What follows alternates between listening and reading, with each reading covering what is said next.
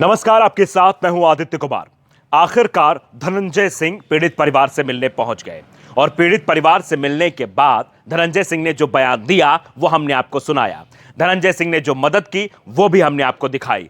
धनंजय सिंह ने जो बातें कही, चाहे वो बच्चियों को पढ़ाने की बात रही हो, चाहे वो 1 लाख के चेक की बात रही हो, चाहे वो आने वाले समय में न्याय किस प्रक्रिया से किस तरीके से दिलाया जाएगा वो बात रही हो, वो सब बातें हमने आपको बताई। और हमने जो सवाल शुरुआत में पूछे थे कि धनंजय सिंह जो गरीबों के मसीहा कहलाते हैं, कहा जाता है कि जौनपुर में अगर कोई सांसद है तो अलग बात है, लेकिन सांसद जी के नाम से अगर संबोधन किसी का होगा तो वो धनंजय सिंह का होगा, तो धनंजय सिंह क्यों नहीं आ रहे हैं। द सच की खबर का एक बड़ा असर भी हुआ कि धनंजय सिंह पीड़ित परिवार से मिलने पहुंचे और सहायता राशि भी दी है। हम आज आपको बताना चाहते हैं किस तरीके से धनंजय सिंह जब वहां पहुंचते हैं, परिवार से बातचीत करते हैं, तो किस तरीके से परिवार वाले जो है उस पर रिएक्ट कर रहे हैं। जो दोनों बच्चियां हैं, एक बच्ची जिसका वीडियो आपने खूब देखा होगा कि मीडिया वालों पर भी वो काफी शुरुआत में भड़क गई थी। जाहिर सी बात है, जिसका बेटा चला जाएगा, जिसका भाई चला जाएगा, जिसका लाल चला जाएगा, 5 बहनों में एक भाई जिसका चला जाएगा, तो स्वाभाविक सी बात है उसको कष्ट होगा। और उसी कष्ट के बाबत वो सब साफ तौर पर कैमरे के सामने बोल रही थी और पत्रकारों से सवाल पूछ रही थी। अब जो दूसरा सवाल जब हम आपको बताने जा रहे हैं कि वो जो बच्ची है, जब उससे इस बात को लेकर सवाल किया गया कि धनंजय सिंह आए थे, तो धनंजय सिंह ने क्या कुछ कहा, कैसे आप आश्वस्त होते हैं, क्योंकि दोनों बेटियों के लिए धनंजय सिंह ने बातें की हैं। पहली बेटी जो पढ़ाई कर रही है, उसे तैयारी करनी है उसके बारे में, और दूसरी जो छोटी बेटी है जो ताइक्वांडो, वो भी खिलाड़ी है जो खेल रही है, दोनों के बारे में धनंजय सिंह ने बात कही थी। धनंजय सिंह ने कहा, बेटा तुम जितना पढ़ोगे वहां तक हम पढ़ाएंगे, पूरा खर्चा उठाएंगे। और दूसरा जो छोटी बच्ची है उसके खेलने के लिए भी कहा कि जहां तुम खेलना चाहती हो, जहां तक खेलना चाहती हो वहां तक बताना, जहां मदद होगी मैं वहां खड़ा रहूंगा। धनंजय सिंह ने दोनों बेटियों के लिए जो बात कही वो बेटियों को भी जो है समझ में आई, और बेटियों ने भी कैमरे के सामने आके उस बात की प्रतिक्रिया भी दी। धनंजय सिंह से बातचीत को लेकर हम इसलिए भी ये खबर बना रहे हैं, आप समझिए इतने जनप्रतिनिधि आते हैं, जौनपुर के भी जनप्रतिनिधि आते हैं, जौनपुर से बाहर के भी जनप्रतिनिधि आते हैं, लेकिन जो रवैया जो है वो दिखाई देता है धनंजय सिंह का, वो शायद ही किसी का दिखाई दिया है। ये बात उनके घर वाले भी मान रहे हैं। आपने देखा गगन यादव आए थे, हूटर बचाकर भौकाल दिखाने की कोशिश कर रहे थे। ऐसा लग रहा था कि वो यहां पर अनुराग यादव को श्रद्धांजलि देने नहीं, अपना रुतबा दिखाने आए कि मैं गगन यादव हूं। इससे पहले भी कई विधायक आते हैं, वो भी श्रद्धांजलि देते चले जाते हैं।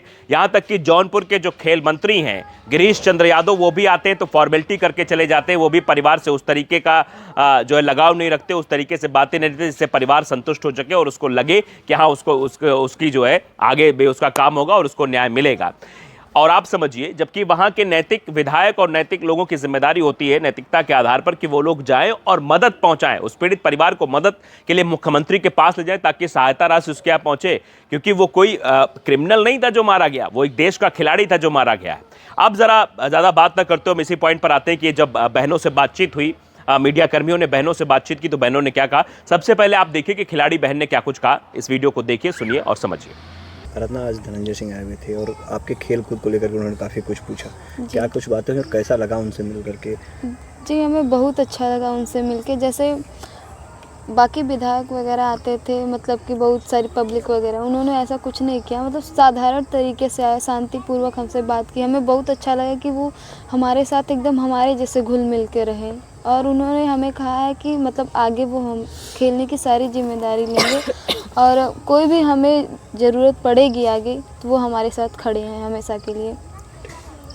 तो सुना आपने, अनुराग यादव के साथ खेलने वाली, अनुराग यादव के साथ कंधे से कंधा मिलाकर चलने वाली उसकी छोटी बहन सीधे तौर पर बताती है कि हाँ, धनंजय सिंह से मिलकर उसे ये ढांढस बंधा है कि हाँ, जहां भी वो खेलने जाएगी उसकी मदद होगी। अब चलिए आपको सुनाते हैं कि आखिरकार दूसरी बहन ने क्या कुछ कहा। जो पढ़ाई कर रही, जो तैयारी कर रही है, बड़ी वही है, परिवार में वही रहती है, वो कैसे उन परिवार के लोगों को आगे बढ़ाएगी, कैसे पिता के साथ जो है पिता का साथ देगी, माँ को संभालेगी, क्योंकि उसके पास बहुत बड़ी जिम्मेदारी इस वक्त है, बड़ी है घर की। और सबसे बड़ी बात है कि माँ बेसुध पड़ी हुई है, पिता भी कुछ समझ नहीं पाता, रात में जाकर बाहर कहीं गांव के बाहर जाकर रोता है, परिवार के सामने पिता भी नहीं रो सकता है। तो अब उसी बेटी को संभालना है। वो बेटी भी जब धनंजय से मिलती है तो बताती है कि धनंजय जो है वो अलग तरीके के जनप्रतिनिधि क्यों है। इस बात को मैं अपने उससे नहीं बोलना चाहता, आप खुद सुनिए कि किस तरीके से धनंजय को अलग जनप्रतिनिधि कैटेगरी में रखती है अनुराग यादव की बहन। जरा देखिए, आप सुनिए। आज पूर्व सांसद धनंजय सिंह आए हुए थे, क्या कुछ मदद किया उन्होंने, क्या कुछ बातें हुई? देखिए, वो आए, हमें बहुत अच्छा लगा कि वो आए, एकदम नॉर्मल तरीके से आए और हमारे साथ बैठ के अच्छे से बात की और हमें आश्वासन भी दिया और वो एक आर्थिक मदद के लिए 1 लाख का चेक भी दे के गए हैं। और हमें और हमारी छोटी बहन को उसको खेलने के लिए जो भी मदद चाहिए वो बोले कि मैं करूँगा। और हमें आगे पढ़ने के लिए भी वो बोले हैं कि सारी जिम्मेदारी मैं लेता हूँ, मैं पढ़ाऊँगा तुम लोगों को। और मतलब जो भी होगा वो पूरा आश्वासन दिए हैं कि इसका घर पूरा ढहवा के यहाँ भाई की एक प्रतिमा बनाई जाए और उसके नाम से एक खेल मैदान बनाया जाए। और उनके ऊपर हमें पूरा भरोसा है और हमें अच्छा भी लगा उनसे बात करके कि हाँ कोई तो है जो हमारी सुन रहा है। क्या ऐसा लगा कि और जनप्रतिनिधि जो आए तो उनसे कुछ अलग उनके हाँ अंदर दिखा? बिल्कुल, ये बात है कि वो बिल्कुल अलग थे। जैसे कहा जाता है ना कि धनंजय सिंह गरीबों के मसीहा हैं, तो जाहिर सी बात है वो उस हिसाब से रहते हैं कि देख के लगा कि हाँ अगर लोग उन्हें कहते हैं तो वो वैसा करते हैं, इसलिए लोग उन्हें कहते हैं। तो सुना आपने अनुराग यादव की दोनों बहनों ने जो प्रतिक्रिया दी है वो बहुत ही गंभीर भी है। दरअसल किसी भी राजनेता को जब वो पहुंचता है किसी की श्रद्धांजलि सभा में तो उस वक्त उसकी 2-3 जिम्मेदारियां बहुत बड़ी बड़ी हो जाती हैं।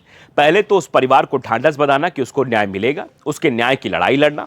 दूसरी सबसे बड़ी बात होती है कि उस परिवार को आर्थिक सहायता प्रदान करना, क्योंकि वो गरीब परिवार है और गरीब परिवार की अगर मदद आप नहीं कर सकते तो आप कैसे राजनेता हैं, कैसे जनप्रतिनिधि हैं। वहाँ के जो क्षेत्रीय विधायक हैं अभी तक उनकी तरफ से भी कोई मदद पहुँचाई नहीं गई है।